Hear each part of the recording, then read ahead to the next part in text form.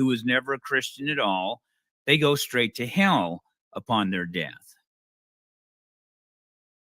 Actually, the first generation of reformers, Luther, Calvin, etc., returned to the early Christian teaching, the New Testament teaching of the intermediate state. For example, John Calvin in his Institutes wrote, "Moreover, to pry curiously into their intermediate state," talking about the dead, "is neither lawful nor expedient. Many greatly torment themselves with discussing what place they occupy and whether or not they already enjoy celestial glory. It is foolish and rash to inquire into hidden things farther than God permits us to know. Scripture, after telling that Christ is present with them and receives them into paradise, and that they are comforted, while the souls of the reprobate suffer the torments which they have merited, goes no farther.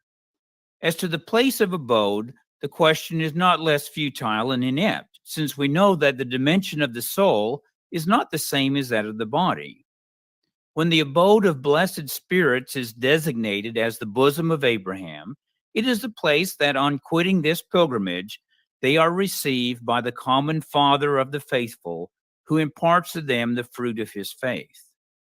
Still, since Scripture uniformly enjoins us to look with expectation to the advent of Christ and delays the crown of glory till that period, let us be content with the limits divinely prescribed to us, that the souls of the righteous, after their warfare is ended, obtain blessed rest, where in joy they wait for the fruition of promised glory, and that thus the final result is suspended till Christ the Redeemer appear." So as you can see, he basically taught the same thing the early Christians did.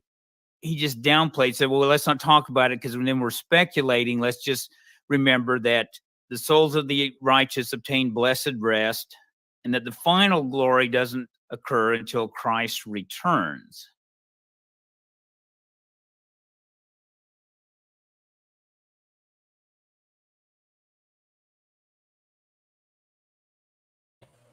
Calvin erred. Calvin made an error.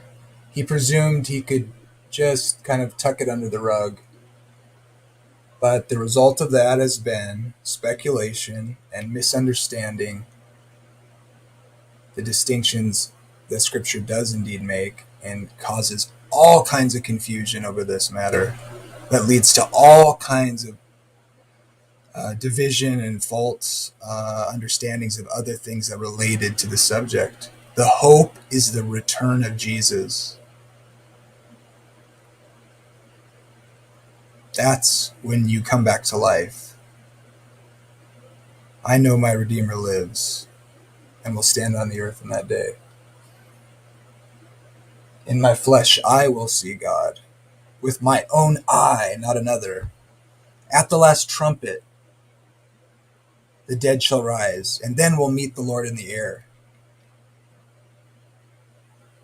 He's coming back for us and take us to heaven.